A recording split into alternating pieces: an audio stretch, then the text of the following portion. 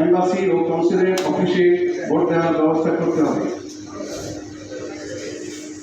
দেশের অর্থনীতিতে যেহেতু প্রবাসীদের ব্যাপক ভূমিকা রয়েছে, সেই কারণে দেশের নির্বাচন ব্যবস্থার মাধ্যমে কারা প্রতিনিধি হিসাবে নির্বাচিত হবেন সে ব্যাপারে প্রবাসীদের মতামত অত্যন্ত জরুরি।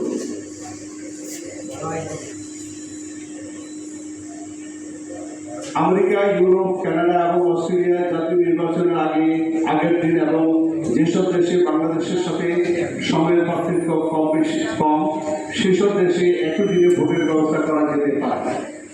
এশিয়ার দেশগুলোতে বাংলাদেশের সঙ্গে সময়ের পার্থক্য খুব বেশি না, তাই এইসব দেশগুলোতে একই দিনে ভোট গ্রহণ করা যেতে পারে।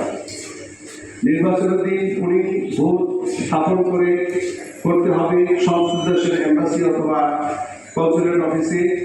ভোট দেওয়ার পর দূতাবাস অফিসে সবার সামনে স্বচ্ছতার ভিত্তিতে ভোট গণনা করতে হবে।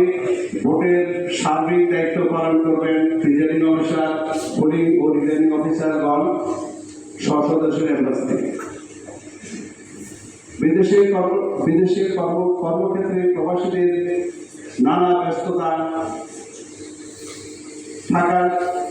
থাকায় তারা ভোট দেওয়া থেকে বিরত থাকতে পারেন।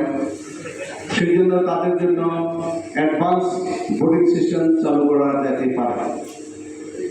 বিদেশে পোস্টাল ব্যালট সিস্টেমে ভোট দেওয়া দীর্ঘমেয়াদী জটিল প্রক্রিয়া, তাই ভোটদান প্রক্রিয়া স্বচ্ছতা আনতে ও সময় বাঁচাতে ডিজিটাল বা অনলাইন ভোটিং সিস্টেমও চালু করা যেতে পারে।